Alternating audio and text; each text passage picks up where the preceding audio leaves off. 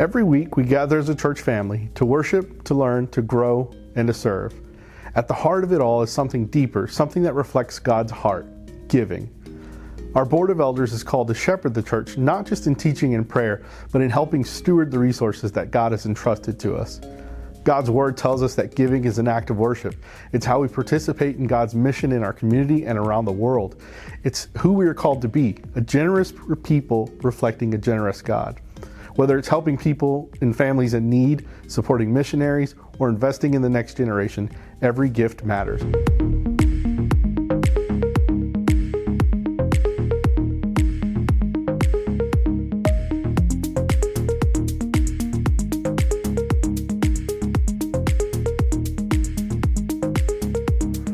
Over the next few weeks, we'll hear one of our elders share their story on how giving as an act of worship has impacted their life and the lives of those around them.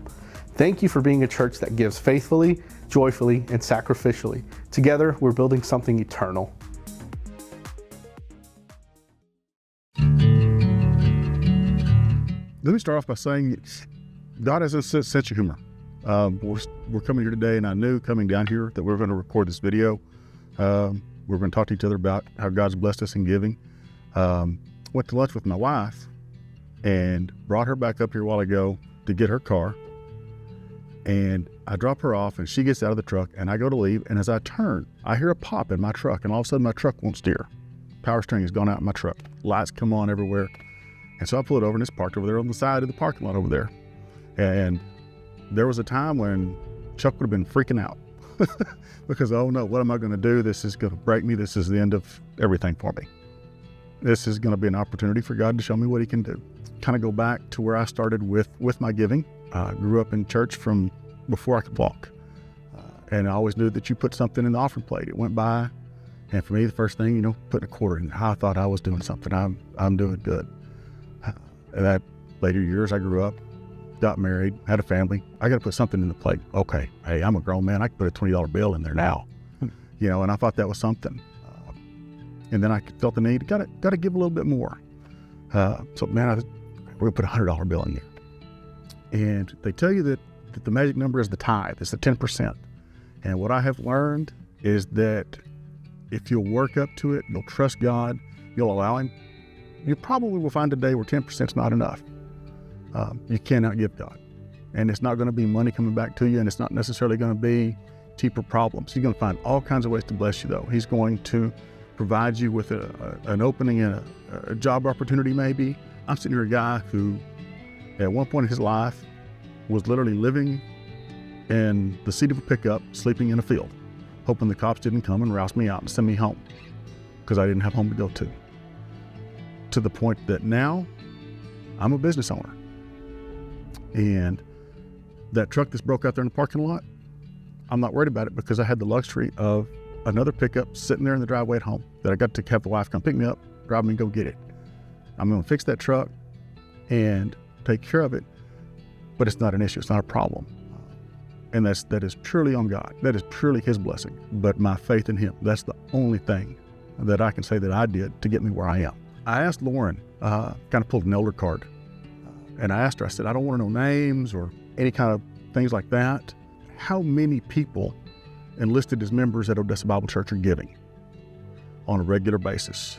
And it came back less than 50%. And my heart broke.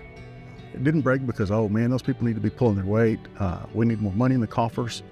It's because they don't understand the blessing. They haven't seen it. Right. And I know part of that comes back to we've been blessed, tremendously blessed, with a lot of new people that are coming. But we have a lot of people that are just new to the faith. And they have not been able to be around and see and understand God's provision. They still feel like I've got to do it. I've got to hold it together. I've got to do this. And all I can say to people who haven't experienced it is start off small. Just pick a number. If it's a $10 bill, if you're in a situation that's all you can afford to give a $10 bill and do that for a few weeks. And when that doesn't hurt, because I promise it won't, make it a 20, then make it 100.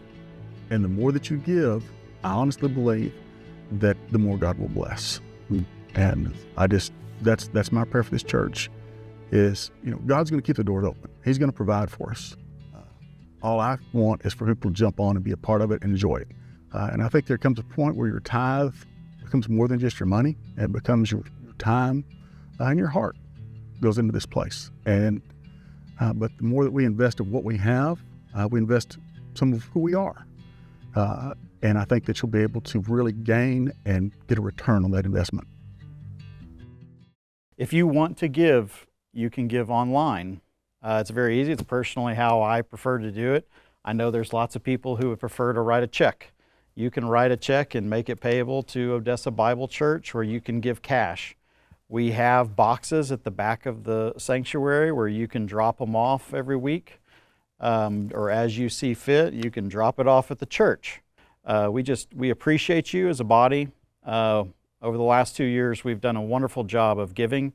And so even though we have fallen a little bit behind this year, we would just still encourage you to consider what does that look like for you. So thank you.